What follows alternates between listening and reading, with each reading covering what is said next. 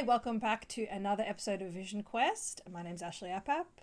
Lovely to have you here. This is my podcast where I talk to people that I enjoy about things that they're passionate about. I'm a writer and comedian from Melbourne, and this is a fun way for me to have friends, basically. So you're welcome, but it's mainly actually an exercise for me.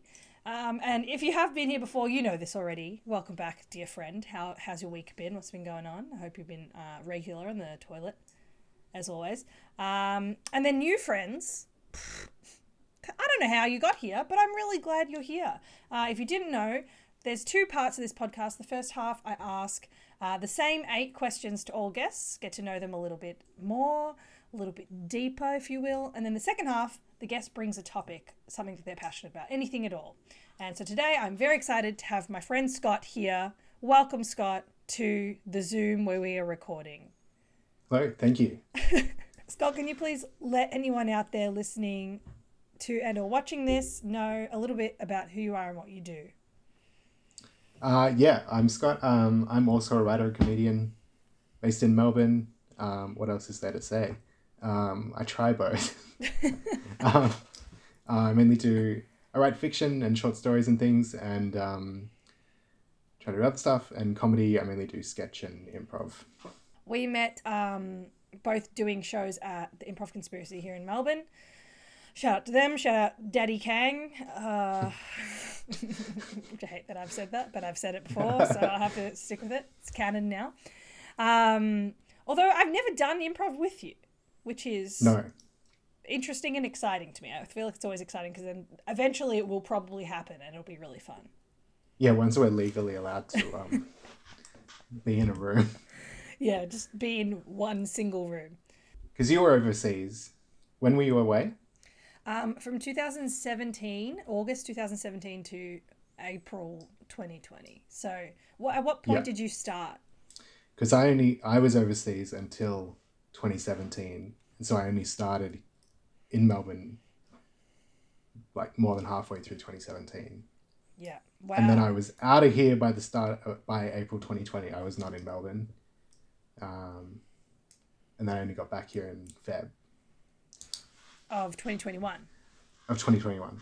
Where were you for that whole period of time? I didn't know that you weren't here. I was in Perth for most of it by accident.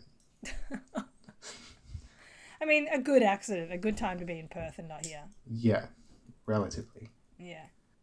And when, because we've like in brief conversations, like at bars and around friends and stuff, you've talked a little bit about when you were overseas. You were also in the US, Is that right? No, I was in England. I was in the UK. Oh, okay. Yeah. I couldn't get to the US. I tried. They wouldn't have you. They wouldn't have me. The spot was reserved for me at the exact time that you got back from the UK.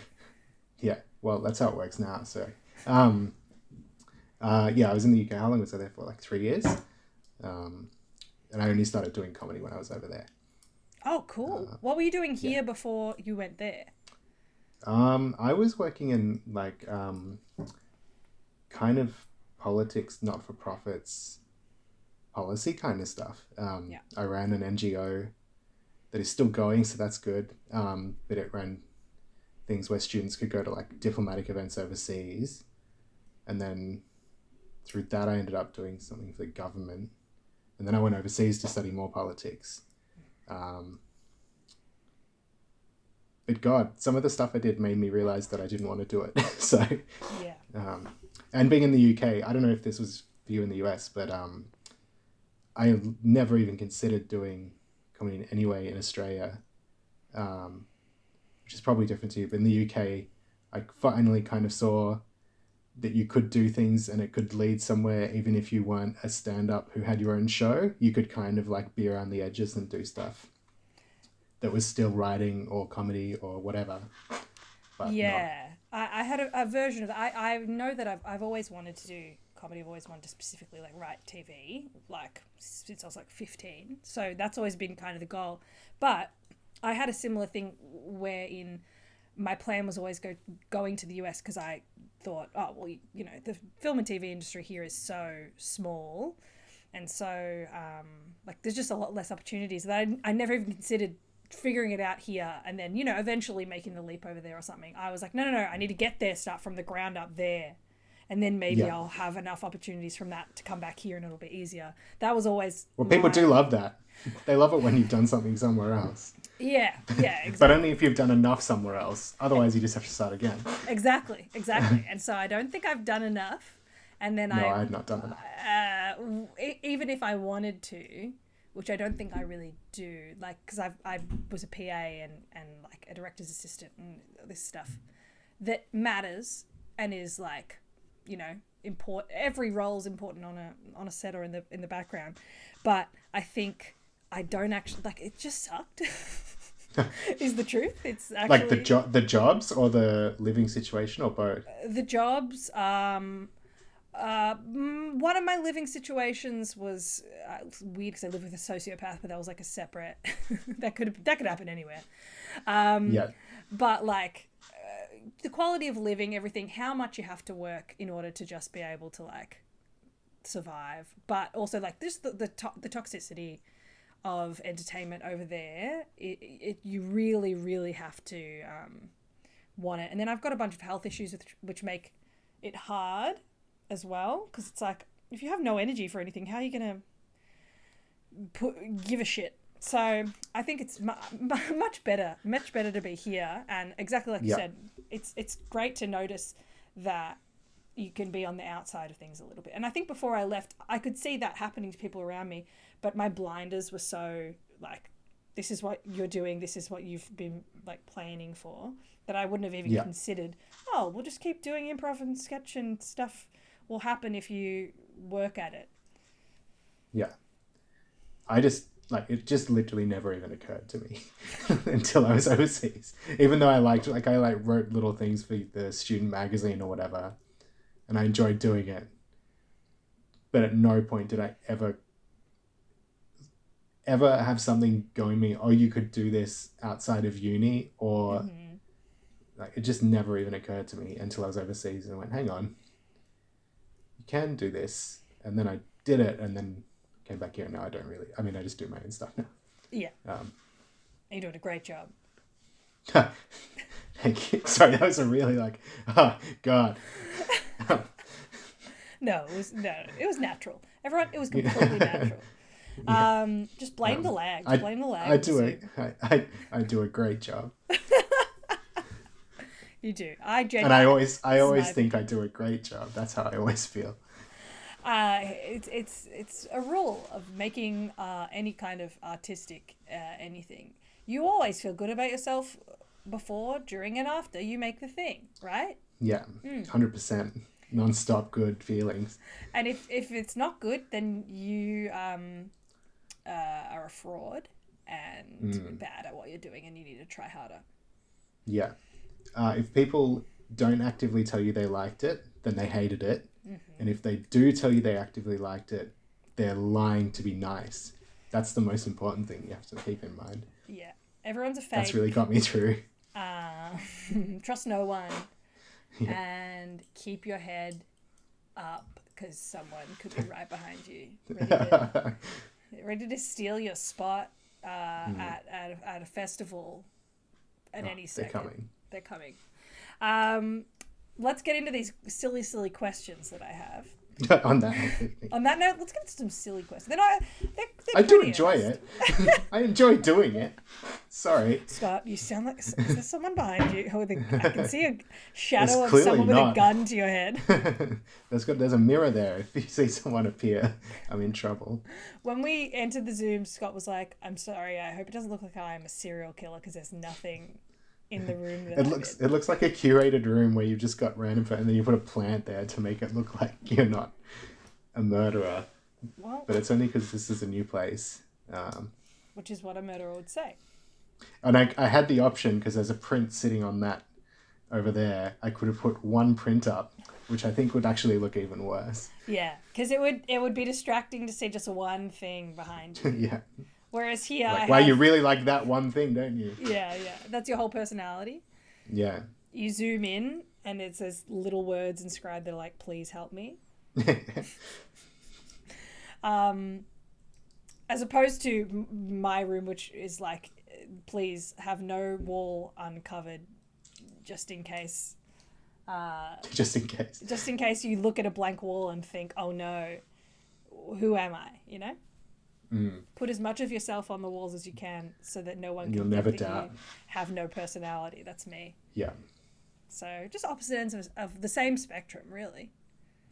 Mine's just proof I don't have one. Or how can someone tell you that you don't if you... I don't know what I was going to say. It didn't make any sense. I'm sure they could do it. Okay. The first question I have for you, big one, is what did you want to be when you grew up, and why do you think that is? Yeah. This is hard because my childhood memory is appalling, which sometimes makes me quite sad because I just have no idea. Like, I can remember moments, but not like what I was thinking. Like, and I'd have to go through some stuff to find if I'd ever written down what I wanted. So as far as I know, I never wanted like the astronaut or fireman thing or anything. I thought it would be cool to work at like Nintendo. Ooh. But I have no idea. Like, I don't think I would have thought about it beyond being at Nintendo. Like, I don't think I would have actively thought about what would I be doing. And then at some point I thought I wanted to be an architect. That was probably in my teens. And I studied that at uni. And I think that was because I thought it was a good thing that was like creative and had maths. But I didn't finish that degree because that's not enough of a reason to do architecture. Yeah. My dad always wanted me to be an architect because I play a lot of Sims and I have... That's coming up. Oh, great. Yes. I'm excited. But and I had to explain to him, like, you realize there's no maths in this. I don't have to calculate anything. This is just decorating. Right. Like, maybe in the back of my, like, I really love The Sims. I'll probably talk about that. I think you gave me some of my most employable skills. But also I was quite good at maths at school. It was my best subject. So I was like, here we go. Perfect. No, you've got to love architecture to do architecture. You have to love it so much because God, once you're doing it, people love it. I think that should just be a rule for every job. Hopefully everyone loves what they're doing. Yeah. To some extent, but yeah. Okay, my next question is, what's your favorite thing about yourself? That I'm not a serial killer. Good. My shirt that says I'm not a serial killer. it's already blood answered all your stains all over questions. That's such a good question. I think I'm relatively kind and supportive. Something I've been trying to do more of is like externalize that. I think I've been good at. I think it like comes. Like empathy or kindness comes like the baseline. Hate catching when I'm not that, but also I think doing more and being like, hey, I really like that thing you did, or making sure to tell people when you appreciate something or that they did something you enjoyed, because it's rare, like more rare to get that than is what makes a big difference when you get it. Yeah, so I'm trying to catch myself.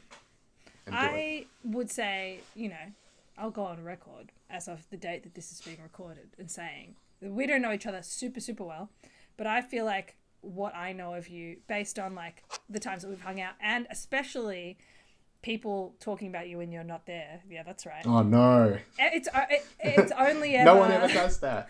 It's only ever people saying, ew, yuck, stinky. No, I'm kidding. It's only ever people, like I only ever hear positive things, and I hear overwhelmingly people saying that you are an incredibly like supportive and kind friend, and you're always encouraging others. So that is not lost on the people around you, because I've seen it, and I've seen you do it as well. Like, you are very, very encouraging to those around you. Well, that's nice. But I guess that's also the thing I'm trying to do actively, is when I catch myself having that conversation about, not that I expect people to just like constantly be sending me things being like, you're pretty kind, but like if I catch myself saying something specific about someone, trying to also tell them that. especially last year. Oh my God. Oh yeah. It was a weird time where I felt the constant need to tell people that how much I cared about them and how great certain things that they were doing were, and me not having the energy to answer a single message anyone had sent to me.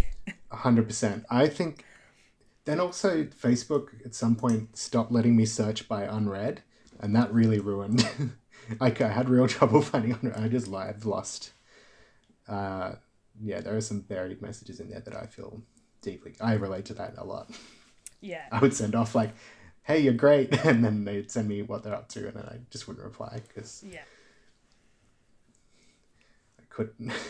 I guarantee if there's any friend listening to this right now, they will have experienced this. Like, I'd say there's at least 10 people over the past year that I'm like close with that I've sent a message to and then not responded for 3 to 6 months. I'm sure.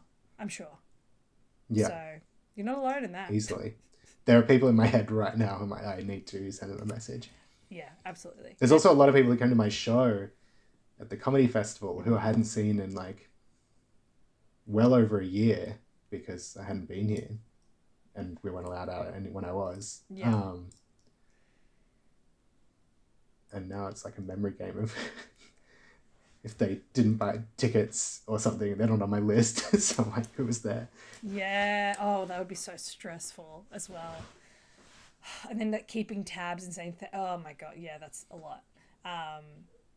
I just found out today that my first solo show that I'm going to be doing at Fringe is going to be, it got approved to be at the festival hubs at Trace Hall. Great. And I'm already nervous about not even the show, about just like coming up, seeing people afterwards. Having meals before. Yeah, I did it 12 times and I don't know how to handle the aftermath at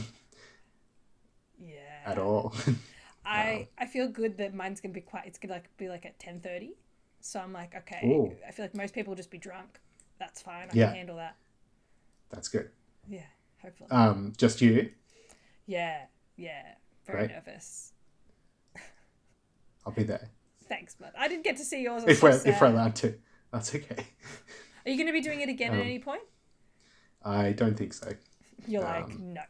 No, I think I've got ideas for other things I want to try when I can mentally like do it, but also I don't think enough people want to see it, if that makes sense. Like I've exhausted the pool. I mean, I personally don't think that makes sense because I am at least one person that wants to see it. Okay. But you know what? You can do a one night only version of it. For me, I'll pay for it. I did film it at some point, but it's also a night where my tech broke down 2/3 of the way through. So it's a funny one to have on record. It'll go down in history. It's one of a kind. Yeah. Okay, the next question is, what's your favorite feeling? It can be physical or emotional, you know? In answering this, I think I accidentally answered the next one, so I'm just going to say the feel. I think the feeling that I enjoyed was like possibility. Just the moments where you find yourself feeling like open and imaginative and things are possible and you can do them, or you can meet people, or your friends will do it, like possibility in general. Mm-hmm. Love that. Yeah. Absolutely. Yeah, I know exactly what you're talking about. I feel like it's such a like a cliche thing in specifically in terms of like creative communities, but I love that feeling when you're in just a room of people that you know, like after a show or something, you come out and everyone's just like, wow, we could do anything right now. It's so funny to me because it really doesn't, like, ultimately nothing. What are we doing? Nothing matters. Yeah. No, definitely. I think it's like, it's not even like possibility and the like, wow, you're going to do it and be great. And like, I don't know, just like a lightness or something. Of not feeling like you can't do things. Yeah.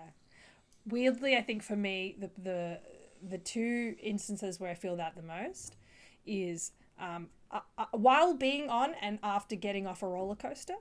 I love that adrenaline rush, and I'll get off and just be like, during. whoa, could have just died. Didn't. How cool's that? Yeah. And then the other one's doing an escape room. Incredible. Ah, they are great. I do want to do more. They're not the best thing to want to do at the moment. But, no. I'm trying to find a good group. I say that like there's people that I would exclude. That's not what I mean. A group of people from our like community of comedy people that like escape rooms, and get people to do them because it's so much fun. I feel like we all have great creative minds for it too. Yeah, they are fun. How many of them? 3 or 4. There's one I could not get out of, and it haunts me. What was the theme? Oh no, 2. One was really hard. Oh my god. One was what was that one? I think it was Wizard of Oz themed. Oh. But you started in 2 groups on in 2 different rooms, and there was like a pipe where you could yell instructions to the others, and your clues would have to be used in the other room. Mm-hmm. What we didn't know was that there were 2 pipes. One pipe went like all the way to the other room, and one just like came out straight on the other side of the wall into a 3rd room. And so they couldn't hear what we were saying properly at all. We're like, why can't you understand our instructions? Then we finally got into the 3rd room and had about 10 minutes to solve an entire room before we had to. Of course. Oh, God. Yeah. I think I've done about, for around 5, and have only not been able to figure out 2. One was because it was with someone who was really jet lagged. It was just 2 of us, and they had just gone here like the day before, and they were really jet lagged, and it was basically just me because and I was like, this is fine. And then the other was with 3 of my friends in LA, and it was a really calm room. It was set as if it was like the late 80s.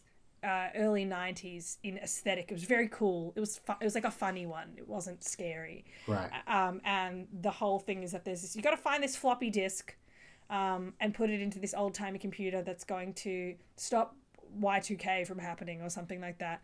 But there's like this silly voice that's meant to be the guy that created the program. That is chiming in. There's like a vending machine. It's set in like a break room.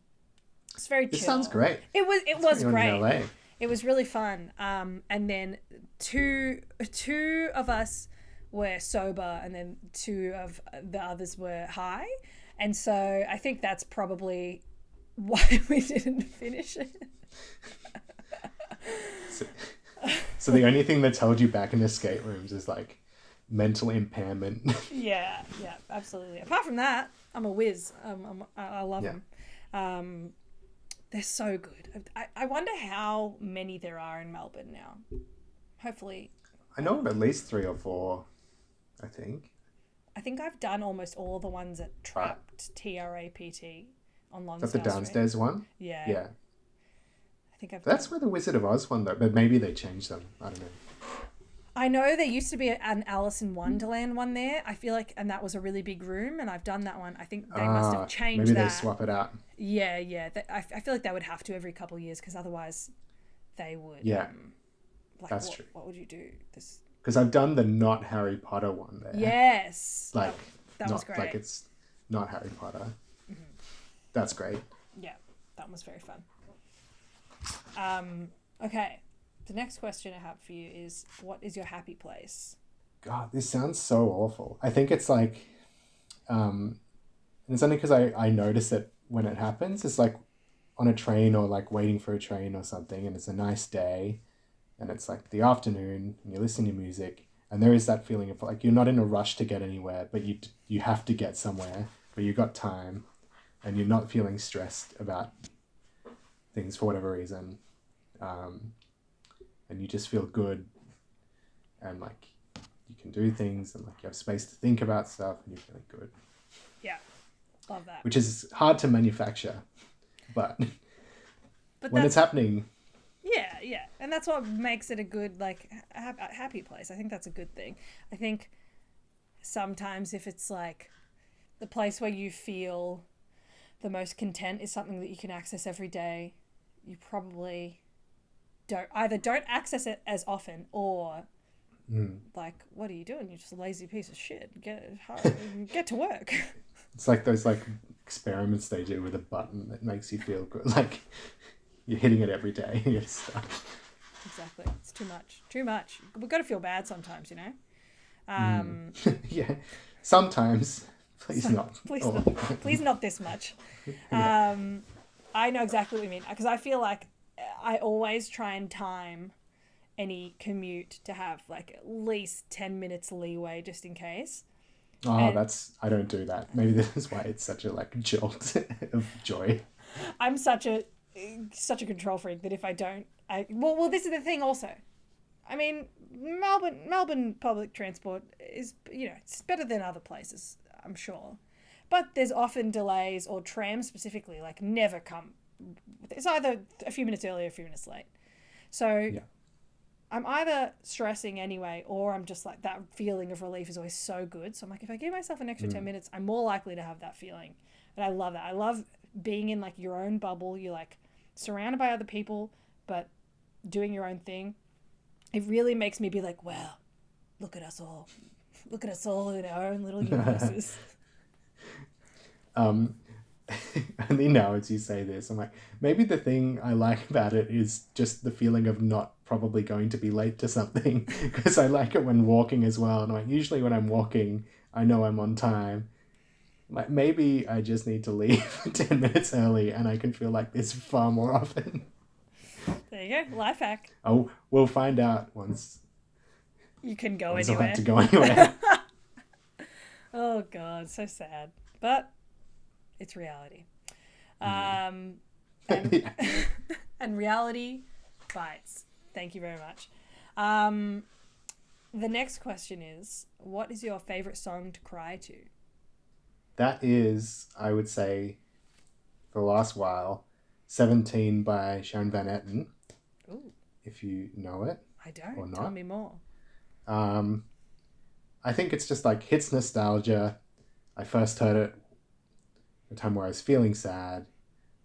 So I saw someone, I tried to find this today. I saw someone tweet like 2 days ago something that like completely nailed my thoughts about it and came from nowhere. And it was like, no song makes you feel like you have main character syndrome, like walking around listening to this song while you're a bit sad or crying.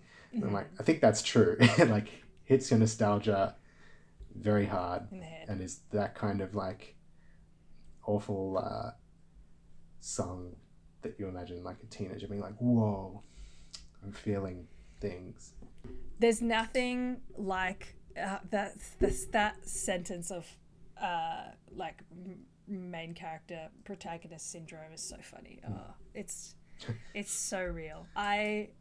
There's nothing like, as well, which is why I think I like this question, is and I make a playlist if anyone wants to listen to any of the songs that the guests cry to. There is the playlist, Vision Quest, really? Songs to Cry to. Oh, okay. So everyone can go through and weep if you want to, or just go through and like listen. Imagine the person on the episode listening to the song, which is my favorite thing to do, because it always does kind of have a tie back to them being imagining like a Brady Bunch style setup of everyone just weeping. If someone wants to Photoshop that, go ahead and do that, please. But yeah, I feel like it always has some ties back to people's, if not like them discovering the song in the youth, like making you think about something that has to do with that. It's so funny to me, like the amount of times that I've been like in the backseat of my mum's car as a child, like crying, listening to music, and literally thinking like, imagine there's a camera right there. They're looking at me as I go through this traumatic experience, which is just like nothing, like not being so able to meaningful. get Maccas on the way home from basketball. Yeah.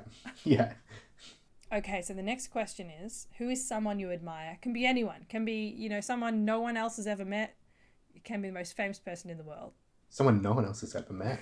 Yeah, your shadow. What a philosophy, like thought experiment. Well, I think, there's lots of things I admire. in so many of my friends and my partner and all kinds of people. I think I took this like as role model or like slightly aspirational. And I think I have this like list of, unfortunately it keeps getting smaller, so I need some people to add to it because I've had people on it and then it's been like, no, you have to go off the list now. But it's like aspirational male figures, because it's like there's so many people I admire for different reasons, but it's like these people are people who use like are aware of their masculinity in some way, but still put like, and it's so the let me say the people so this makes sense. Like George Saunders, the writer, or Rob Delaney, the comedian, who are extremely different people, like wildly different, but somehow they both, and like I don't know, the way they talk and agitate for things like kindness or healthcare or against like awful things in the world is kind of nice to see how that can be done in those ways. So probably that, yeah. And then but then again, there's other people who are on that list who now I'm like, oh no. Oh. I don't Tell think us they're who on the list was anymore. cancelled. Who was cancelled? Well, not like, maybe he'll go back on the list one day. More information needs to be available. Like John Mulaney was on the list. Of course, yeah. Of like considered people who like were just like straight guy, but like used that in some way that was interesting and thoughtful to use the thing they had, and like the people around them care about them and they care to the people around them. But now he's the divorce guy. Well, yeah, like it's fine to be divorced. Yeah. No, actually. Like this is Scott. No, you should stay in relationship. You should stay in relationships until you die. Yeah. It's very unclear what went on. Yeah. So I don't know. maybe he's and we're not going to be the ones to figure it out. It's probably the main thing he's concerned about. I still do think he's done a lot of those things. It's just like in an like aspirational sense. It's like, maybe there's things that want to reflect. And who knows, the other two might have those too. Because it's a shrinking list. Turns out everyone in the world isn't who they say they are. Yeah, weird. I met George Saunders once and I was just like, how do I handle this? What did you do? Not much. I thought I was going to have to walk him through Melbourne from a venue to another venue. And then I didn't have to do that. So all I did was have like a 2-minute conversation, which is probably for the best, because otherwise I would have had to sustain a 20-minute one-on-one conversation. Yeah, and I didn't know I was going to be doing that until like 20 seconds before I was asked to. So I wouldn't have been prepared. Eloquent. Yeah. I used to work for this director. Bill Hader was a really big admirer of his. And while I was his assistant, I had to set up meetings. They were going to have lunch together. And at one point, they were going to go to a restaurant. And then at one point it was decided, no, he was just going to come over to the house where he lived and where I worked. And we would all just have lunch and I would be there. And I was like, I can't do this. Like, I don't know how I'm going to handle this. And then at the last minute, they changed it back to a restaurant. And I was like, both like crushed and so relieved. Like, I was like, how I wouldn't be able to handle that at all. Yeah. Well, it's like, what do you like? The only outcome you want is not going to happen. Them like being your friend. So exactly. Also, like, what am I was 20, 23, 24, just gonna like be friends with a like 40-something-year-old man for no reason. Yeah, exactly. And but your whole conversation is like in your head being like, this person has to like you enough to want to hang out again. It's like, well, they're not, even if they like you, they're not going to want to hang out with you again. No. For that reason. Exactly. It's just, it's so daunting. So that makes me happy that you had a positive experience. You didn't have to sit there and chat for 20 minutes. Yeah. This is my favorite question. What's some weird kid shit you used to do, if you can remember anything? Yeah. No, so this is The Sims. I think I used to, when I lived in, how old was I? It would have been like 10, around 10. I used to get up in the middle of the night and sneak out to the computer and dial up to the internet. So I'm like, how did I manage that? It was so loud. This like awful modem. So that I could download, like, also surely the Times came up anyway. So that I could download the like skin packages and things for The Sims. Like the official ones, but also just like the user generated ones. Like you go on forums. I can't remember what they were all called. And you could like, there were these websites where people would have like full goth like website or like celebrities, and you go through and like download the skins and like upload them to The Sims. That's what I used to do. I love that. I'll let you know I do that today. So yeah, I would.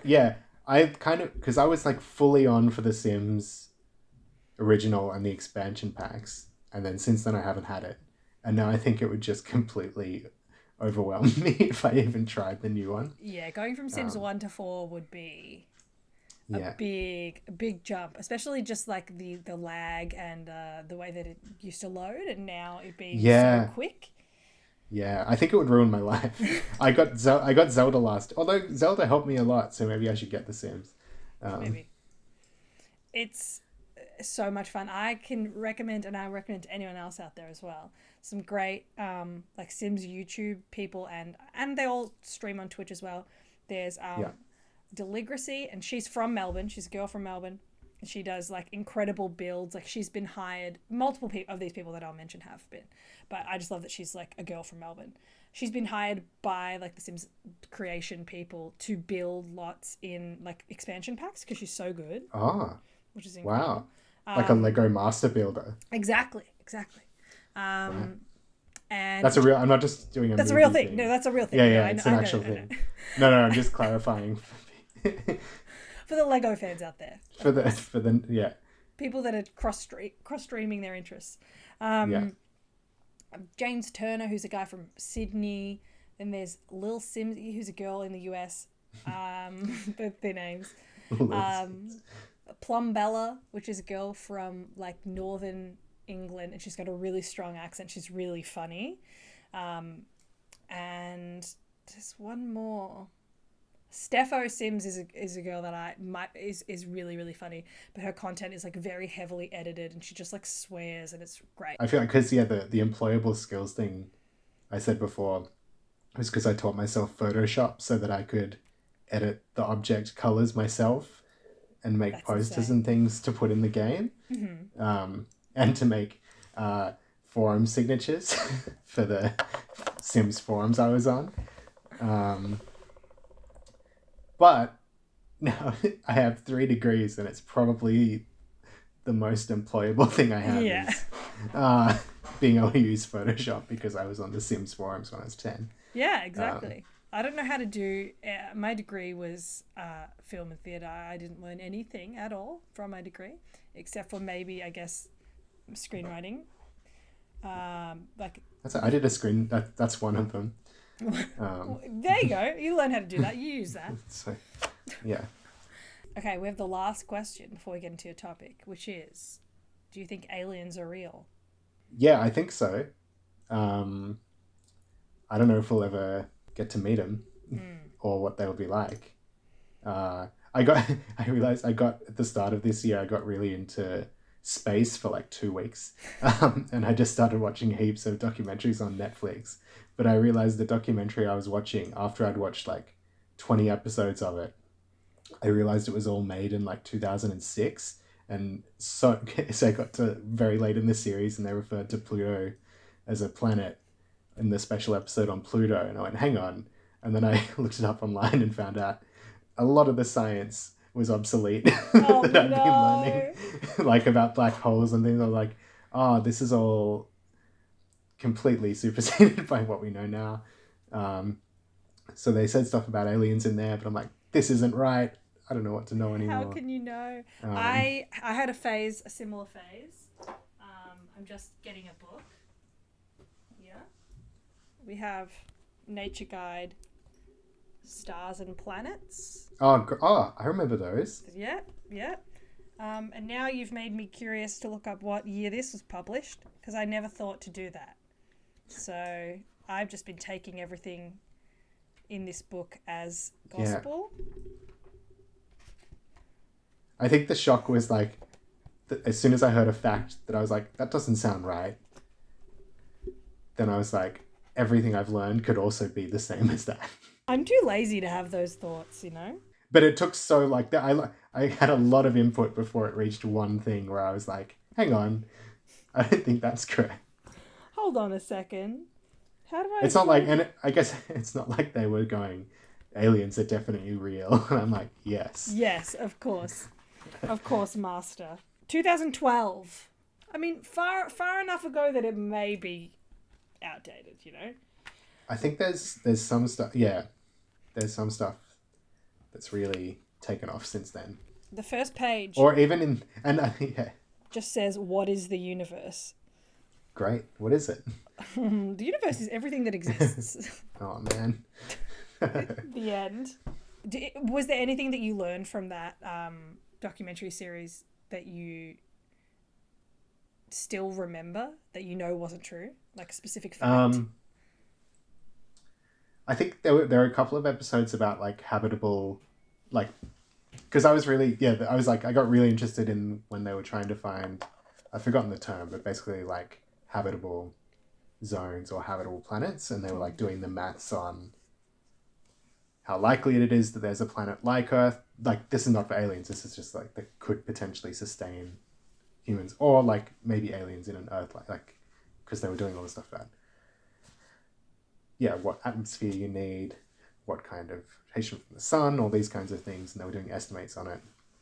And I think everything I learned was just wrong. Like, it was like how many, and there was interesting stuff that's correct because it was historical. It was like, this is how they first figured out that there was another star that was sun-like and sustained its own solar system, like, and all this kind of thing. But then once it got up to present day, I think it's just completely obsolete. Like, I learned all this stuff about how many solar systems have been identified and how many stars and planets. Good thing I don't remember it in detail, obviously, as you can tell from how I'm describing it, because it's all wrong.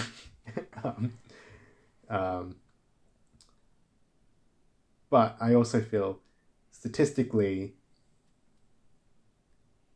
like, surely there's something. I don't know if it's like fully intelligent life. I don't know if it would be able to travel. I don't even know if it would align in time with us. Maybe it'll be real after we're all gone. I don't know. There's too much time and space out there. And it's a good thing because I don't expect you to know. Just so you're aware, don't worry.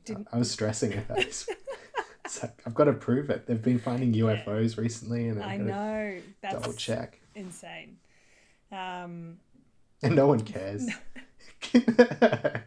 I don't even care. Yeah. It's like, US military, we don't know what that is. I'm like, oh, shut up. I can't absorb this. There's too much going on. Yeah. I got to deal with the fact that there's no toilet paper at the supermarkets, all right? We'll deal with UFOs later. Yeah. Get your priorities. All right. We're ready for Scott's topic. What are we going to be talking about today? I thought we'd talk about like scams and con artists and maybe heists, that kind of thing. Ooh. Heists really got me. I was like, heists? Yeah. I don't know anything about Prison Breaks, but they're kind of like the reverse heist. I was writing about heists, but then a lot of the things I read that I enjoy about like con artists or scams, and I've been trying to figure out what it is I like about those things. And I think heists are fun in movies because there's a lot that it's like but once it gets to real life, it feels a bit worse because someone's suffering as a result. Yes. And even if, like, at one point I was like, but it's just like cool criminals stealing art, and they're all just like, oh no, then they're usually tied to organized crime and it somehow ends up on a black market that results in Something a lot bad. of death or like bad people getting money. Regardless, you can say the same for con artists and scams. But I think the ones I like are the ones where there's like a few reasons to like them, right? And one is like the psychology of someone who does con artist or scam, and just trying to like get into that mindset of some people who like purposely do it, and some people are just compulsive liars and whatever. Mm-hmm. Then there's like the people who like accidentally do big scams, or like just these individuals who stumble it. It's like a Coen Brothers movie in real life where they stumble into like having some huge impact that you wouldn't think someone would have. Or there's like con artists who only work because they exploit wealthy people who have no concept of how much money they have and just don't know how to spend their money. So they don't even check how they spend it. And they live their lives in such a bizarre way that the weird behavior of this person doesn't even flag that they're Something being is completely off. scammed. Yeah. And I have examples for all of those because that's kind of a bit. Amazing. I think like the person stumbling into it, there's one I read a while ago that was this older couple, I think in Michigan, who were retired, and the guy was really into puzzles. Like he'd done a few jobs, and he just was really into puzzles and ended up studying all this stuff and doing maths courses and things just because he was really into it. And then he ran a convenience store for years, and then they retired. And then he realized that the state lottery rules operated so you had kind of like it's definitely not how it operates here, because otherwise this would have happened and it would have been a big story. So it's slightly different, but you get like, you buy the ticket and it's got 6 numbers on it. Mm-hmm. And if all 6 are correct, you win the big prize. 5 are correct, you win a smaller prize. 4 correct, smaller prize. But if no one won the big prize, it would like flow down. So the next time, if you got 5 right, you'd win the big prize. And so this guy did the maths and he was like, something's weird about that. And did the maths, and he was like, if you always wait for, I think they call it the roll down or something. If you always wait for that and buy 5 numbers, statistically, you're very likely to win money. Ah. So he went out but you had to buy them from these machines in convenience stores where they got printed out one at a time. But he went out the first time and bought like $2,500 worth of lottery tickets, this guy. And I think he won like $2,250. And he was like, didn't work, but I think that's because I didn't buy enough. So he went out the next time and bought like $7,000 worth, but then won $15,000. Holy shit. Because of this like thing that they hadn't accounted for in their maths. And so then his wife found out after the 3rd time he did it, he told his wife, and his wife is just like, well, if he says like it's the maths, I trust him because I know he's very good at it and wouldn't do it if he wasn't like absolutely sure. And he was right. It was like a flaw in the system. Mm-hmm. And he just ended up making like millions. But they would go to they would have to drive around to different shops because you had to print them out of these machines. Yeah. Eventually they're going to run out of tickets. And they run out of tickets and it takes like hours. And then they would have to sort through them all one by one, him and his wife, like thousands of these tickets. I mean, basically a full-time job. He's working for the but money, like you could say. Very lucrative. Yeah, that's the thing. He was like putting a lot of effort in, and he wasn't even doing it for the money. He was just doing it because he like needed something to do. But then the Michigan shut down that lottery system. So then he started driving to Massachusetts to do it. And that's when he ended up accidentally in competition with this like group of students from MIT who'd walked out the same floor and were also exploiting it. And so both of them started to notice that it wasn't working as well because someone else had figured it out. Yeah. This just went on for ages until they got in trouble for like not notifying. It's like, well, I just thought it was like, I thought they knew about it. Like, and I was just doing a good job of winning. Of winning, yeah. I'm just good at winning. That's just crazy. Like this one guy, I think his name was Jerry. His name was Jerry because there was a Jerry in another story who did a similar thing. It's like, these Jerrys. Jerry's. Yeah. Oh, I love that. That's a kind of scam. That's a good, I'm happy about that scam, I want that. Yeah. Yeah, exactly. Yeah. Just reading about it, it's like, and he's just in it for the puzzle and because he's bored, and he takes down 2 state lottery systems. That's like the same parallel to like if you just do something because it makes you happy, you'll probably end up making money from it and being successful versus being like, why isn't it happening? And that's him. He was just doing it for fun. It's the guy. And his wife just believed in him. Like, So she's wholesome. like, yeah, it's so wholesome. It's like, if he's betting like 20 grand at a time, he must know it's correct. And then just the image of them standing around in their house with like thousands of tickets, pieces of paper. Wow, good on him. Yeah. What's the next one? I'm not quiet because I'm like, oh. So I'm genuinely intrigued and interested. This is so exciting to me. Scams. I don't know how many more I know, like in full detail. There's one that was very famous a couple of years ago. That was like this guy, the Monopoly McDonald's promo. Yeah. Have you heard about this one? I think I've read a headline. Like I don't know any more than that. Basically, the guy, Jerry, who was the guard, who inexplicably, I don't understand this, the same guy every year for like more than a decade was in charge of distributing the really important properties. Mm-hmm. So like Mayfair, or like the ones that give you like enough to win $1 million. Basically like golden ticket ones. Yeah, so he was responsible for like going around the country, taking them to the stores. Was this here in the US? This is in the US. Okay. And so he had them in sealed packets, but then kind of by accident he ended up with more of those sealed packets that hadn't been used, like just the same type. And so there's more to it than this, but basically he ended up, like he'd go to the airport bathrooms while he was traveling, take out the good tokens, put like worse ones in the packets he had and seal them and give them to the shop. Oh. And this is how he got away with it, was he didn't just like give them to his family and friends. Like he did that a little bit, but he would kind of give them to random people who would pay him money. So like they'd pay like 20 or 30 grand if he gave them a thing that was worth like $500,000 or whatever. Yeah.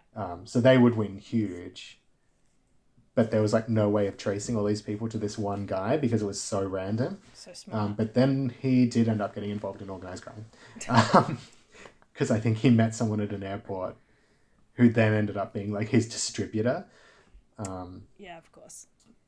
And this just went, and like finally the FBI got him, and McDonald's was like, what? It was the guy who just like, I think that's the funniest thing. It's like, surely your first suspect is the one guy who for this entire period of time has been the only person in charge of taking these tokens around the country.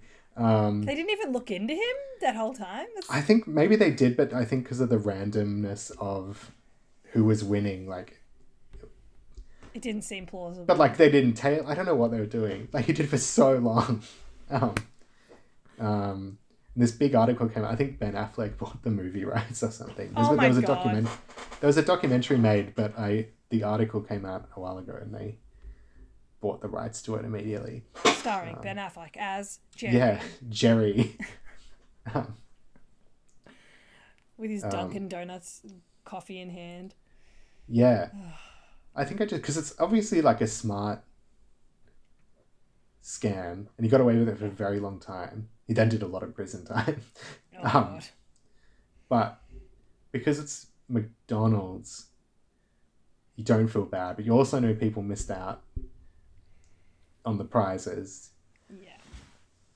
But it's also just this like one guy who beat McDonald's for over a decade. Which is, that makes you get excited. And I feel like it's a universal thing for people to be like, yeah, well, fuck McDonald's. But also we all eat and love it, so... Yeah. We're all, life's dualities is the thing.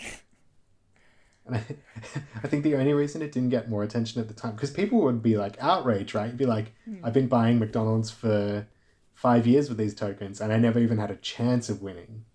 Like no chance at all. But his trial started on September 10th, 2001. And so it just got like no one... Works in his favour. Oh my God. Yeah. Wow, who would have thought that such a big tragedy would help someone? Yeah. I mean, it didn't haste to its prison time, but it's just no one really talked about it for a while. Yeah. People probably don't know his face. It's probably the yeah, way exactly. That helped him. Yeah. People don't know his face. Yeah. Oh my God. That's incredible. Have you ever been scammed or anyone you know? Have I been scammed? I don't... No, I've been getting... I mean, I think... Is this a common thing? I think a lot more people are just getting spam calls lately. Oh. On their mobile phones. I get loads, and I realized... I mean, I really need to do something about this, but I was getting loads from debt collectors. Oh, just, yeah, that happens to me. Yeah, and I was like, as far as I know, I don't have any debt that would have gone to a debt collector unless I've really made a big mistake that I don't know about somehow. Unless you really put even more on your hex than you were aware of. Yeah, exactly. Yeah, and that something's changed without me knowing. But then I got a new phone last year, and when I set it up, it was like, do you want to log into Facebook with your phone number? I was like, yeah, I didn't think I had it set up that way. Whatever. And then it just logged me into this random guy's account. Ooh. And I was like, oh, what do I do here? This doesn't feel good. But it looked like an inactive account. But it was some other guy's account who obviously used to have my phone number. Mm-hmm. So then I was like, hang on, maybe this guy's in debt. And I'm getting calls about him. So I asked, like, I went on the little, like, chat thing on the website of the thing that was calling me. And I was like, is my name even in your system? Like, this is not for me. And they were like, yeah, we'll stop calling you. And it stopped for about a month. And now it's just back again. But it's got to be some guys in debt. Yeah, some guys in debt. Good luck to him. Holy shit. Yeah. I get my parents' like landline. There's people that call, and it's also always something different. Like it's never the same thing. And we always just like, what? But what do you want? And if and they only now speak because one time my mum answered the phone and lost it at them. They now only speak if my dad picks up, but if the rest of us are females, if a female they hear a female voice, they hang up. Wow. And my dad just fucks with them. That's power. Yeah. So I should start doing a really good like male voice impression to try and get to the bottom of this. String them along. Yeah. But my dad does. My dad like will have a chat with them and be like, and every time it's something different. My mum's been scammed multiple times. Her credit card just keeps... Oh, really? Different cards, different banks. They just keep getting her. I don't think I've ever been scammed, but I do have a friend. I won't name them because I don't want to embarrass them. But I do have a friend that's been scammed like 3 times within 6 months. Oh, no. One time was... one was someone that they worked with stole... Like they went on to the toilet at work in like a... Like I'd say what's like a communal desk kind of setting. And went into their bag, took out their credit card information and like stole money online that way. And then same person, however many months later, were in the US, same time that I was there, and were looking for jobs. This is a friend from Melbourne. And found this job somewhere online with this woman who was like a real estate agent. She needed an assistant, and basically just was like, hey, I'm on like the other side of the city of LA, and I'm not going to be able to meet with you to do this thing, blah, blah, blah. But I have this check that I can send you. You send this, you put it in your account, and then you transfer it, blah, blah, blah, blah. I think they met once maybe, so she thought she was legit because she's like, I've met her. She was showing me all the portfolio of the whatever. And then the check bounced and she used her own funds to do whatever it was for this thing. And then the woman just never responded to her. And then something else happened. There was 3 things within such a short amount of time. And I felt so bad for my friend, but I was also like, of course it happens to you. Do I know this person? No, you don't know. Oh, okay. Imagine if I was like, yes, it was insert blank mutual friend name. No, you don't. You don't know this person. I think I do. Yeah, I don't think I've ever been scammed though. I've definitely get like spam emails, but I think spam and scam are different things. It doesn't count unless you engage with it and lose money. Mm-hmm. Exactly. It's not a scam if you just get... You're not scammed if someone tries to scam you and fails. Yes. Yeah. What do you think is like the best scam that everyone like knows about, if that makes sense? That everyone's heard of? Yeah. Like what do you think is like the classic? Yeah. I don't know if it's... I count it as a scam, I think. Is Theranos. I think I would count it as a scam. And this is one where I find it interesting, both in the psychology sense and in the sense where it exploited a bunch of rich people who think they know everything and clearly didn't. Mm-hmm. So it hits 2 of the big boxes. And when I say rich, I mean just like hugely influential people on the board of that company. Do you know what you're nodding like you know what I'm talking about? Yes. So yeah, okay. That's it. I'm just if you're listening to this, what are you talking about? But anyone listening is like, if you hear me say this word and haven't heard about it. Maybe just give like a 2-sentence explanation for people who don't know then. Yeah, Stanford student Elizabeth Holmes drops out and starts a company that's meant to do incredible blood testing, like mass blood testing, needing less blood. And they're going to have machines everywhere and do it much cheaper than... So it's basically a medical startup. And it grows to one of the biggest companies in the world. And on the board is like... what's his name? The war criminal guy. Former Secretary of State. Like a former Secretary of State. When you said war criminal, I just think Ned Kelly. Ned Kelly was on the board. He was always there in his suit. And he's like, Elizabeth, these machines aren't working. You got to prove it. No, that's the problem. No one was doing that. If Ned Kelly had been there, he would have. Yeah, exactly. Would have all fallen apart. I'm having a total blank. George. Anyway, the former Secretary of State, defense secretaries, like huge people on this board. Becomes one of the biggest companies in the world. She's like in Time Magazine, Time 100, all this stuff, like the next Steve Jobs. And the machines just don't work. Like they don't do what they're supposed to do. And as soon as it gets to the point, after like an absurd period, like they've got machines in Walmarts that people are using, but they're having to like get more blood than they claim, and then just ship that blood to another company to do the job they say they're doing secretly. Mm. And the whole time she's just like, no, it's going to work. And she's got like people with medical backgrounds being like, no, you need more blood than that to get the data that you want. She's like, no, it's going to work. And it just goes like that for years. And her engineers are like, we can't make it work. She's like, no, it's working. Like, but it's not. Like, I'm telling you, it's not working. And somehow that just keeps going. And people are investing. And she's on the cover of Time. And then... R.I.P. Yeah. To the whole situation. Did you hear about that? I'm going to quickly look it up. New York socialite scammer. There it is. Oh, yeah, that's the other one.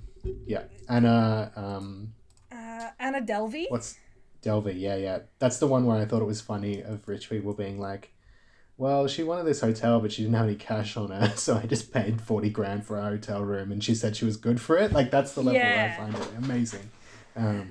The fact that people were willing, like, and especially, like, speaking to, you know, like, classism and racism.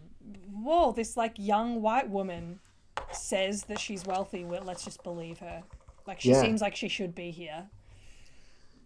Yeah, she seems... like young, and she wears expensive clothes, so She must be good. Yeah, she's white. Yeah, and she's a bit weird, so she must be like, she's a bit odd, which means she's not odd. She's just super wealthy and doesn't have to be in the world. Yeah, going by her own rules. And she like, I've got a thing up here.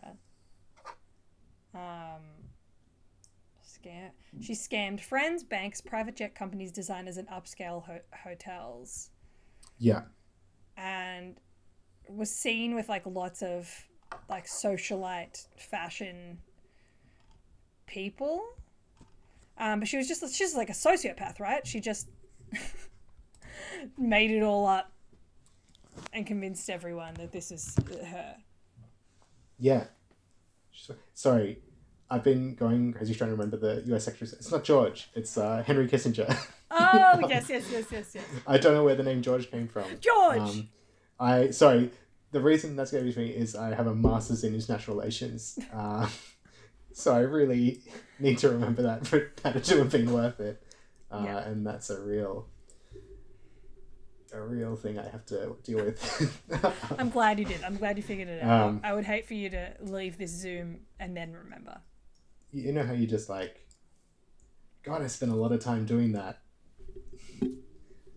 I should remember this. Yeah. I feel like my like secret power is watching any animated show and knowing every single voice that I hear. And yeah. If there's a moment like, and it's become like a tick, it's bad. My people around me, I feel like when it's other like comedy people, it's fun because we're all doing it. But if it's people who don't like comedy, they're like, I don't care. I don't care if it's Will Forte. Like, stop. And but it's often Will Forte. That's the thing, exactly. And that's why he was the perfect example. But I think he was. If I'm around people that aren't comedy people and we're watching something and they have to ask me who is that, I'm like, I failed. I'm supposed to tell you before you figure it out. Yeah. So I completely relate to that. I just had the name George Harrison on the loop in my head, and I couldn't escape it, and I knew what was wrong. The Beatles. Yeah, exactly. But yeah, that's exactly the scam. The socialite one is the other one many people know. Yes, yeah. Is there anything about scams, heists? What was the other? You said 3 words at the very beginning. Con artist. So I guess those is like con artists. Yeah. Is there any closing remarks or final funny things about this topic that you would like to leave the people with? To leave the people, I don't know. I think I've been trying to figure out, because heists, like, haven't talked about any heists, but heists in movies are so satisfying and so many people want to do them, like to make a movie about them and put their own thing on it. And I've been trying to figure out like what it is I like about heist movies, and it's like, because they're like, you know what's going to happen kind of, but there's something still like really fun about it when it's done well. And I think it's just like you get to watch. And then I found an academic article about it, which I was like, I wrote down a few things that I was like, I think these are the things. And then the academic article said, these are the 3 things. And I was like, okay, it's like, it's proven in academic, like this is how much I wanted to. So it's like, yeah, it's like a team of people who are all just like really good at what they do.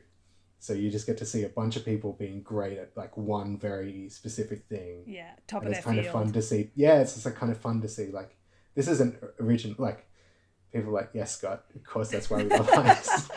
But it's like, yeah, it's just like, it's always a group of people and you get to see people really, really good at what they do. And that's really satisfying to watch. Yeah. And then you get to watch like a community of people like organizing amongst themselves and like building up to greater than the whole, but like in the best ones, like very satisfying ways. Like the optimal version of like collaboration. And the victims in those movies are often very wealthy. Like, the rich. Yeah, and it's like, as I say it out loud, I'm like, what a boring take. But you watch heist movies that don't really work, or like, and something in those things are missing. I think. I'm trying to think of if I've seen a heist movie where they're not great at it. They're not really that great at it, but it still works. I think. Wait, let me look this up. Maybe Grand Budapest Hotels. Yeah, I think I'm trying to remember what the actual. I don't know if it's a heist movie or just an action movie. What the plot of Game Over Man is, which is the movie made by the Workaholics people. I don't know that one. I don't remember. It's a comedy, action comedy film. They play. The film follows 3 down in their luck housekeepers who must save the day when the Los Angeles hotel they work in gets taken hostage. Okay, so it's not so much a heist film; it's just an action film. Never mind. They can be good. Yeah, it's fun. Watch it. It's funny. It's silly. It's really it's. If you've ever seen Workaholics, it's the same thing but a movie. Yeah. Yeah, so I recommend that. I think if anyone has any thoughts on why we like these things, please tell me. Because I don't know. It's just like I've been making a big list for a while of just like any con artist or scam or anything. Because there's something in there that's really interesting about people. I actually do know one con artist personally. What do you mean? And I think this is great. This is a great last tidbit. Yeah. I'm obviously not going to say their name. So you don't even know it.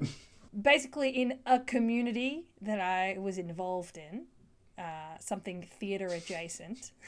So when you say that, you make it sound like an actual ring of con artists, like an underground. Yeah, me society. in the sewers. But it's, instead of turtles, it's con artists. Yeah. Yeah. Basically, someone was at my uni. And was very heavily involved in student theatre that I was very heavily involved in, who was in the class, physically at a lot of the classes and would come to the classes, but was not enrolled in any degree at all, and would just show up and pretend was involved in productions that we had. I think was involved in even like the direction side sometimes. Dated people in the community, was like fully immersed, and then it basically like came to light that they were not enrolled, and then they disappeared and stopped talking to everyone. That's so strange. It's crazy. And like there were people, not me, I didn't know this person very well, but I know people that were quite close to this person. That it really affected them, obviously, because they were like, was this even this person's name? Like, what can we know to be true? Nothing. Yeah. I feel like that would be a weirdly common one. Yeah. That we don't know about. Yeah. Like, there's one I read ages ago about a guy who went back to high school and became an athlete, but like he was only good because he was like a 28-year-old man. Oh my God. So he was much faster than these teenagers. That's so and like funny. he got like to a pretty high level at like high school or college athletics. It's like, yeah, because he was like a man competing against teenagers. And a man who was good at running, but like not good enough to be good. Isn't that the plot of that movie, Never Been Kissed? She basically is just like, I don't want to not be in high school anymore. Yeah. Let's go. That's crazy. Oh my God. Okay, well, there are wild people out there. I'm glad that you've not been scammed, and I hope you don't ever become scammed, and same for myself. Me too. I hope that for us. Thank you. Can you please let everyone out there consuming this know where they can find anything that you're doing? I work in communications and social media, and all of my social handles are different, and I cannot get the ones to make them match. So I'm the person I hate if I have to do anything for them. But yeah, I'm on Twitter. Scott Limbrick is the easiest one. And then Instagram at @slimbrick. And I'm the opposite of Scott in the social media sphere. I have the same handle for everything. So that's good. Thank you. Yeah, I try. I've been trying. Although someone did hack my TikTok a Oh, couple months ago and changed my handle to Yummy Toya. So, Toya. which I think is very funny. And You got scammed. I got scammed by someone who's yummy. Or they thought I was yummy. I don't really know how it works. Because I'm not the titular Toya of Yummy Toya. But you can find me on everything at Ashley Crap App, not Yummy Toya, sadly. I was that for a month. But on everything, Twitter, Instagram. I'd say Instagram is a place where I talk about the most things that are happening. Twitch, TikTok, we got it all. Yeah, this was so much fun. Thank you so much for being here. This is great. Thank you. Anytime. And everyone out there, have a beautiful whatever time of day it is. Yeah, you could listen to this whenever you want. Exactly. You have the power. And that is the ultimate scam. Bye.